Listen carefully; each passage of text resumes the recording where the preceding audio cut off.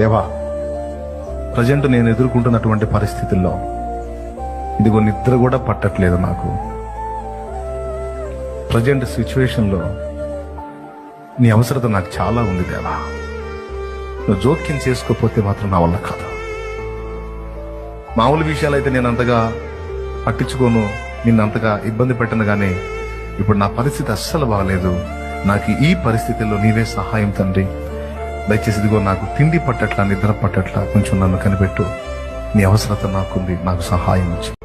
తమ్ముడు, నా చెల్లి, నువ్వు ఒకప్పుడు బలహీనుడివి కావచ్చు, బలహీనరాలివి కావచ్చు, నువ్వు చెడ్డ వ్యక్తివి అయి ఉండొచ్చు, కాకపోయి ఉండొచ్చు.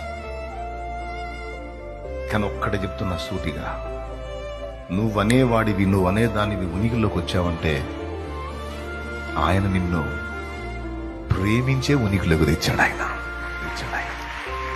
కోట్ల మంది పురుషులున్నా తృప్తి చెందని ప్రభువు నువ్వు పుట్టిన తరువాత తృప్తి చెందాడు. రైట్, నా బిడ్డ వచ్చేసాడు లైన్లోకి. ఏం బిడ్డ? నీ బిడ్డ చెడిపోయిన బిడ్డ, అది చండాలుడు అని దూతలు అంటే కొద్దిగా ఆగండి అంటాడు. కొద్దిగా ఆగండి, అది చెడిపోయినోడు కదా, అది చేదరోడు కదా, వాడు అందరి చేత ఊపించుకుంటాడు కదా. అందరు చేతులెత్తి నమస్కారం చేసేవాడు అవుతాడు, వాడు చేతులెత్తి వందనాలు చెప్పేవాడు అవుతాడు. ఇలా ఉంది కదా, చేస్తాడు. ఈ చేతులతో నిర్మించుకున్న ఒకనాటికి టర్న్ అవుతాడు. టర్న్ అయిద్ది, మలుపు తిరిగిద్ది, నాతో కనెక్ట్ అయిద్ది. నేను తనను ప్రేమించి నిర్మించితనని గుర్తెరిగి నన్ను హత్తుకుంటాడు. ఆ దినాన నేను నా బిడ్డని ఎత్తుకుంటాను, ఎత్తి లోకానికి చూపుతాను. కొంతమంది కళ్ళల్లో నీళ్లు రావు, కానీ గుండెల్లో వేదన.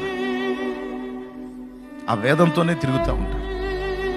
ఏడిస్తే అది ఒక చిన్నతనంగా ఉంటుంది, ఎందుకు లేని ఆ ఏడుపును అణుచుకొని ఆ గుండెల్లో ఆ భారాన్ని పెట్టుకొని తిరుగుతూ ఉంటారు. దేవుడు మాట్లాడమంటున్నాడు. కొంతమంది అయితే బయటపడి ఏడ్చుకుంటాం, కొంతమంది ఎవ్వరికి తెలియని ప్రదేశాల్లో కూర్చొని ఏడ్చుకుంటారు. ఎవరెవరు ఎక్కడ ఎలా విలపిస్తున్నారు, ఏ బంధకాల్లో చిక్కుకొని విలవెల్లాడిపోతున్నారు నాకు తెలియదు, నా దేవునికి తెలుసు. కానీ ఈ శుభదినాన, ఈ శుభోదయాన నా దేవుడిస్తున్న మాట, నీవు నన్ను ప్రేమించుచున్నావు గనుక నేను నిన్ను తప్పిస్తాను. అంతేకాదు, నేను నిన్ను ఘనపరు. అంతేకాదు, ఇంకా చాలా మాటలు ఉన్నాయి.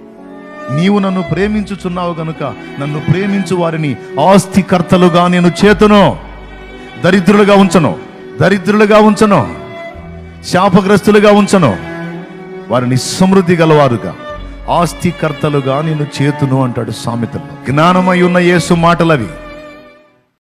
ఎన్నోసార్లు నా గుండె చెదరిన వేళ, ఆదరణ కరువైన వేళ, ఓదార్పు కరువైన వేళ, నెమ్మది లేక నలిగిన వేళ, మనుషులెవరూ నన్ను అర్థం చేసుకోకుండా ఒంటరిగా వదిలేసిన వేళ, ఆయన పాదాల దగ్గరికి వెళ్ళినప్పుడు ఆయన నన్ను దగ్గరకు తీసుకున్న అనుభూతి నేను అనుభవించాను. నేను ఎన్నోసార్లు పొందానండి. నేను చెప్పేది నిజం.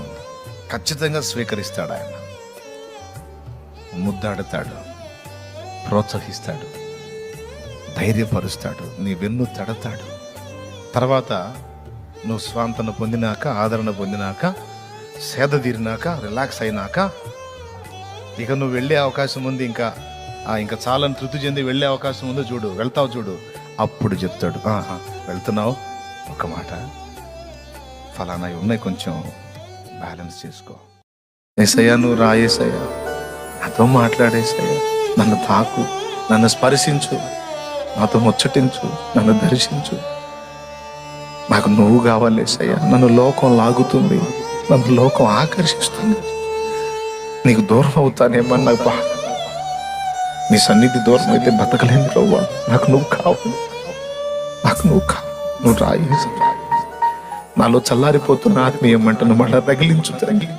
నాలో చల్లారిపోతున్న ఆత్మ జ్వాలను మళ్ళీ రగిలించు. నన్ను శక్తితో నింపు తండ్రి, నీ ప్రభావంతో నింపు తండ్రి. నేను ప్రకటించినప్పుడు నీ శక్తి అనేకుల్ని సంధించాలి. ఆత్మలు నరకానికి వెళ్ళిపోతున్నాయి తండ్రి. నా కళ్ళ ముందు ఎందరో నాశనం అవుతున్నారు తండ్రి, చూడలేకపోతున్నాను తండ్రి. అని ఆయన కాళ్ళ దగ్గర కూర్చోవాలి. నాకు అప్పులు ఉన్నాయన్న రోడ్డుకు లాగుతారేమంటే, నో, నీ ఆశీర్వాదానికి వాళ్ళు దోహదపడతారు. ఈరోజు అవమానాలు పొందిన సాక్ష్యం అంటూ ఉంటే రేపు దేవుడు నిన్ను కనపరిచినప్పుడు ఇవన్నీ తీయని జ్ఞాపకాలుగా చెప్పు. అదే చేదైన అనుభవాన్ని మధురంగా మార్చటం అంటే. చాలు కావాలనే దేవుడు నిన్ను అవమానానికి అప్పగిస్తాడు. ఎందుకు తెలుసా? ఈరోజు అవమానం పొందిన నీకు రేపు ఒక మధురమైన సాక్ష్యం. అది పరీక్ష కోసం అనుకో, ఏమని అనుకో, నాకు వేరే సంగతి. అది కొన్నిసార్లు కావాలని అప్పచెప్పినట్టు ఉంటుంది అవమానానికి. అరే ఒట్టి పుణ్యానికి వచ్చి దారుణంగా అవమానపరిచిపోతారు. బల్లే బాధేసి ఏంది నీవుతున్న బల్లే బాధేయటం కదా, బాధపడ స్తోత్రం అనుకో, స్తోత్రం అనుకో. నిన్ను అవమానపరిచిన ప్రతిసారి దీవెనలు నీ మీద కుమ్మరించడానికి దేవుడు రెడీగా ఉంటాడు. అడుగు జారదామని నమ్మావా? అడుగులు జారదామని ఆయన రక్తంలో కడుక్కున్నావా? అడుగులు జారదామని లోకాన్ని వదిలిపెట్టి క్రీస్తులోకి వచ్చావా? నో. పవిత్రంగా బ్రతకాలనే వచ్చావు, పరిశుద్ధంగా బ్రతకాలనే వచ్చావు, నీతిగా బ్రతకాలనే వచ్చావు, నిజాయితీగా ఉండాలనే వచ్చావు, చెడిపోయిన బ్రతుకు వద్దనుకొనే వచ్చావు, పాపిష్టి లోకం వద్దనుకొనే వచ్చావు. కొన్నిసార్లు శత్రువు నిన్ను వెంటాడి శోధిస్తున్నాడు, డిస్టర్బ్ అవుతున్నావు. అంత మాత్రాన కృంగిపోవాకు. అంత మాత్రాన నిన్ను నువ్వు జడ్జి చేసుకొని, నిన్ను అసహించుకొని దేవుని ముందు అపాత్రుడిగా, అయోగ్యుడిగా మాట్లాడుకోవాలి. ఆయన ప్రేమని గుర్తుపట్టు. ఆయన ప్రేమ ఏ స్థితిలో, ఎలాంటి స్థితిలో నిన్ను హత్తుకుందో గుర్తుపట్టి విశ్వాసంతో ప్రార్థన చేయి. ప్రార్థనకు జవాబు ఉందని విశ్వాసంతో నమ్మి దాన్ని అంతటిని స్వతంత్రించుకో. హల్లెలూయా.